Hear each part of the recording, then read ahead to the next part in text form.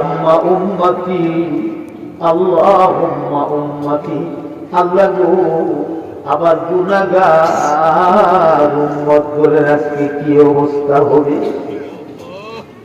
এজন্য অনুরোধ করে বলি রে ভাই, প্রেম লাগাইবা তো নবীর সাথে লাগাও। কথা বলেন ঠিক কিনা? ভালোবাসা মানবা তো নবীরে ভালোবাসো, তরিকা মানবা তো নবীর তরিকা মানো। তুমি উত্তম চরিত্র দেখবা তো নবীর চরিত্রটা দেখো, নবীর চরিত্রটা ফলো করো। তুমি উত্তম রাজনীতিবিদ হইবা, রাজনীতিবিদ হওয়া নিষেধ না, উত্তম রাজনীতিবিদ হইবা। নবীর রাজনীতি দেখো, আমার নবীর চাইতে বড় রাজনীতিবিদ আর কেউ ছিল না। আমার নবীর চাইতে বড় নেতা বুঝনেওয়ালা আর কেউ দুনিয়াতে ছিল না। কিয়ামত পর্যন্ত আমার নবীর মতো বুঝনাদার একটা নেতা আর কোনদিন হবেও না। কথা বলুন ঠিক কিনা? এজন্য নবীর পাগল হও ভাই, নবীর মহব্বত দিয়ে কলিজাটা ভরো। আপনি হয়তো বলবেন হুজুর আমি তো নবীর মহব্বত করি, ওই হ্যাঁ মানি করেন, আমিও মহব্বত করি, কিন্তু কতটুকুই বা করি। আর একটা পাগলের কথা আপনাদেরকে শোনাই। আমার নবীর একটা পাগলের কথা মাথায় এসে গেছে, কান লাগাইয়া শুনেন। সুদূর ইয়ামন দেশে লোকটার বাড়ি, প্রতিদিন রাতে এশার নামাজের পরে আমার নবীর উপরে কমসে কম 1000 বার দুরূদ শরীফ পড়া পড়া আমার নবীর রওজা মুবারকের মধ্যে হাদিয়া পাঠায়া দিত। কয় হাজার বার? আপনি এখন বুকটা হাত দিয়ে নিজে প্রশ্ন করেন, ঘুমের আগে নবীর উপরে কয়বার দুরূদ পড়েন? নিজের প্রশ্ন নিজে করেন, উত্তর পেয়ে যাবেন। আমার কাছে বলতে হবে 1000 বার দুরূদ শরীফ পড়া পড়া হাদিয়া পাঠাইতো হযরতে আব্দুল্লাহ বিন যাকারিয়া মুনি। আল্লাহ মুনাজাত দিয়া দিয়া শুধু একটা কথাই বলতো, ওগো আমার আল্লাহ, আমি যতদিন পর্যন্ত মদিনা মুনাওয়ারা যেতে না পারবো গো, ততদিন দয়া করে আমারে মরণ দিয়েন না। কি বলতো? আমার নবীর রওজায় যতদিন যেতে না পারবো, ততদিন আমারে দয়া করে মরণ দিয়েন না। আল্লাহু আকবার বলেন। আল্লাহ রাব্বুল আলামিন ওনার দোয়া কবুল কইরা ফেলছে। হজ্জে বাইতুল্লাহ, আল্লাহর ঘরের হজের জন্য চলে গেছে। খানায় কাবার কাজ কমপ্লিট কইরা, হজের কাজ কমপ্লিট কইরা এখন মদিনা মুনাওয়ারার দিকে রওনা হয়ে যাবে, মদিনাতুর রাসূলের দিকে যাবে। আমার ভাই গো, এখনের মতো তখন এত সুন্দর রাস্তাঘাট ছিল না, গাড়ি ঘোড়া ছিল না, যানবাহন বলতে উট আর ঘোড়া আর গাধা ছিল, এছাড়া কোনো কিছু ছিল না। এছাড়া তিনি তো মুসাফির, ওনার সাথে তো উট গাধা ঘোড়াও নাই, পায়ে হাঁটা ছাড়া কোনো রাস্তা নাই। হযরতে আব্দুল্লাহ বিন যাকারিয়া মুনি পায়ে হাইটা হাইটা মদিনা মুনাওয়ারার দিকে রওনা দিছে। উঁচা নেচা পাহাড়ের টিলা টালা, আল্লাহ মরুভূমির বালি আর পাথরের কণা, হাঁটতে হাঁটতে দুইটা পা একদম ফুলে গেছে, একদম ফুলে গেছে।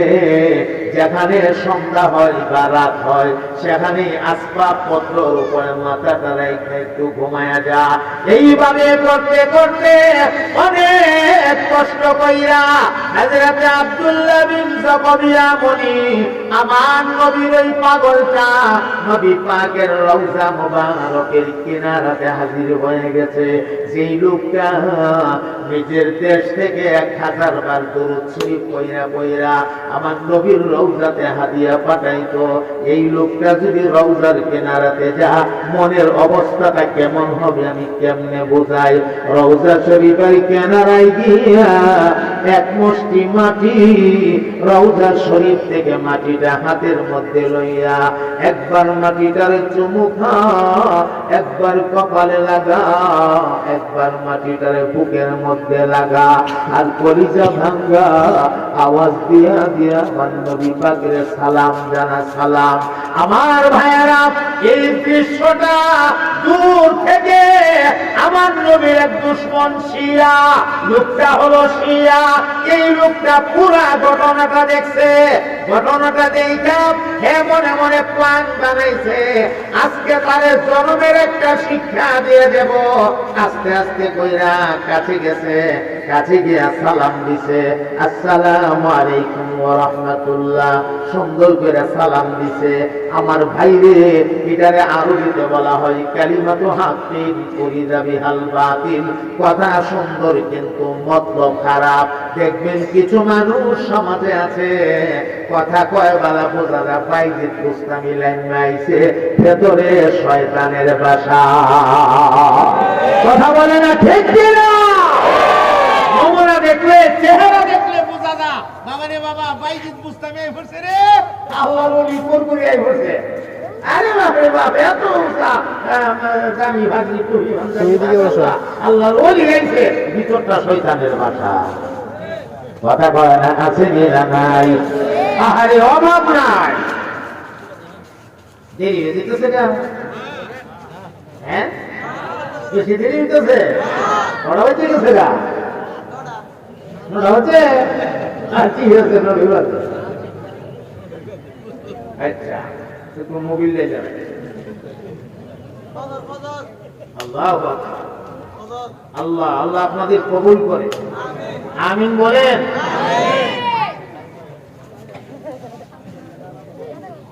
শুনেন, আসসালামু আলাইকুম ওয়া রাহমাতুল্লাহ, সালাম দিছে। সালাম ভালো না খারাপ? এর ভিতর ভালো না, উদ্দেশ্য ভালো না।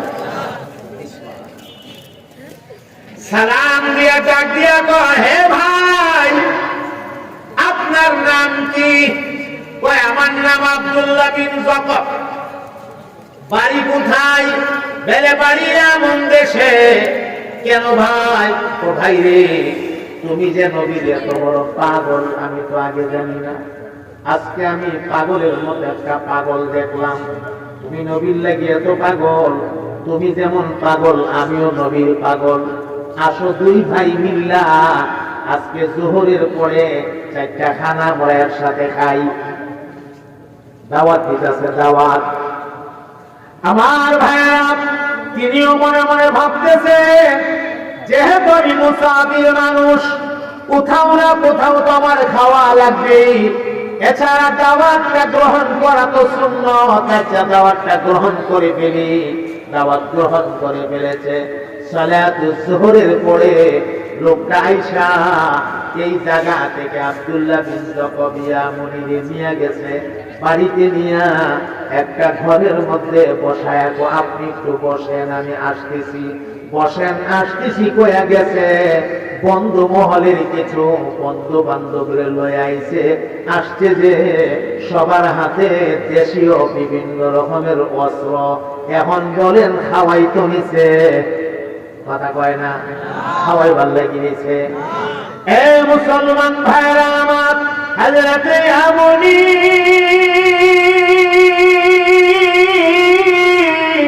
যে হুজরাটার ভেতরে বসা, এই হুজরার চতুর্দিক গ্রাম করে ফেলছে।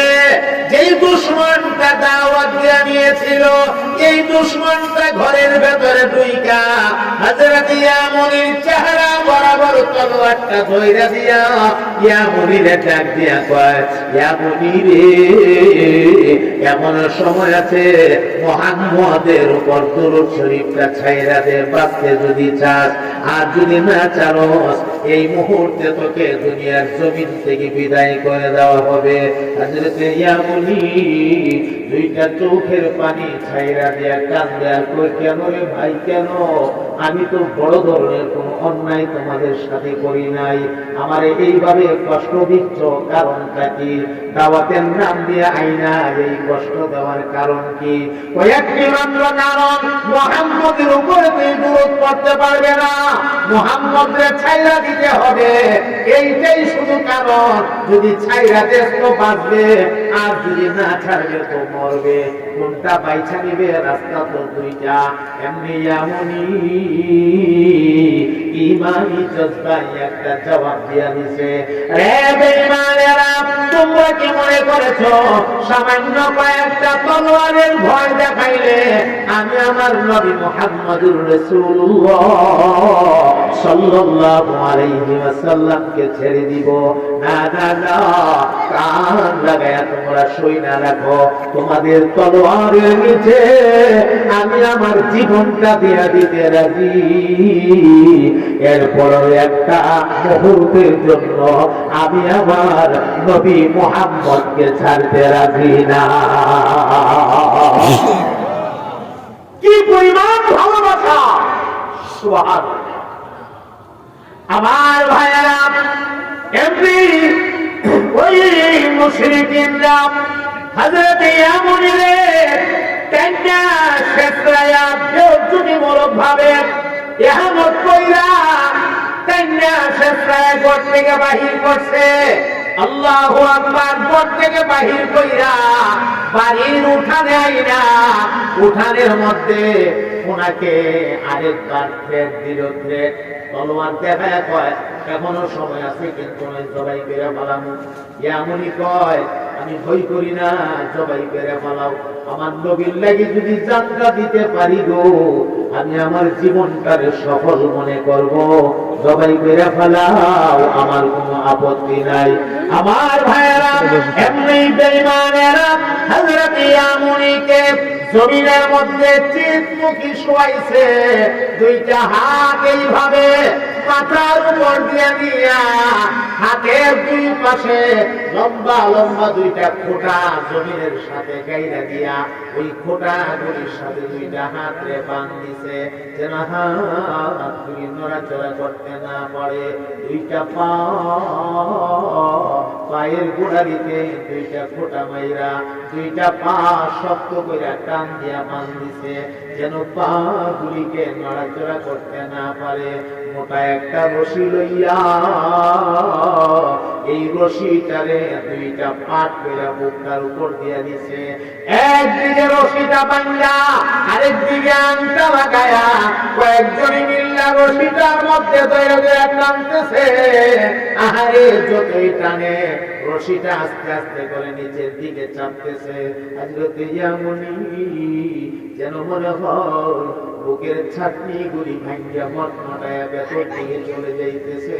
আল্লাহ, ইয়া মুনির বুকটার মধ্যে ব্যথা শুরু হয়ে গেছে, সহ্য করতে পারে না। আপনি আপনি দুই চোখ দিয়া পানি বের হয়ে গেছে, পানি। হযরত ইয়া মুনির পানি বের হইয়া চোখের পানিগুলি গড়ায়া গড়ায়া জমিনের মধ্যে পড়ে। আল্লাহর ডাক দিয়া, আল্লাহ, আমি বুঝছি গো, আমার ঈমানের পরীক্ষা বুঝি শুরু হয়ে গেছে। আল্লাহ, তুমি আমার পরীক্ষা করো, আমার কোনো আপত্তি নাই।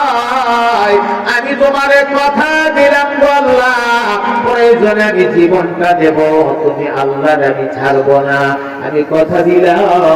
আমার ভাইরা, এইভাবে তারা পাইন্দা ওই যেই লোকটা দাওয়াত দিয়ে আনিছিল, যেই লোকটা হযরত ইয়া মুনির বুকটার উপরে জানু পাইরা বসতে, জানু পাইরা। ও ভাই, নির্যাতন কারে কয়? বুকের উপরে জানু পাইরা বৈশা গলাটার মধ্যে এইভাবে আস্তে করে বেড়া চাপ দিছে। ও ভাই, গলার মধ্যে চাপ দিলে দেখবেন জিহ্বাটা বাহির হয়। হযরত ইয়ামুনির জিহ্বাটা যখন বের হয়ে গেছে, ওই যে বড়শি আমাদের দেশে আছে, মাছ মারে বড়শি, বড়শির মতো একটা আংটা, এই সুক্কা আংটাটা চাপ মাইরা ইয়ামুনির জিহ্বাটার ভেতরে ঢুকাইয়া দিছে। আংটাটা ঢুকাইয়া দিয়া আংটায় যেটা টান মাইরা জিহ্বাটারে আরো বাহিরে আনছে। হাতের ধারালো ছড়ি দিয়া হযরত ইয়ামুনির জিহ্বাটারে মাঝখান দিয়া কাইটা ফালাইছে। আমার ভাই রে, জিহ্বা কাটার পরে কিন্তু নির্যাতনটা শেষ হয়ে গেল না। হযরত ইয়ামুনির হাতে পায়ের বানগুলিরে খুলছে, হাত পায়ের বানগুলিরে খুললা ইয়ামুনিরে তার করাইয়া ওই কাটা জিহ্বাটা হযরত ইয়ামুনির হাতের মধ্যে তুলে দিছে। ও ভাই, নিজের জিহ্বা নিজের হাতে, এটা কেমন করুণ একটা অবস্থা।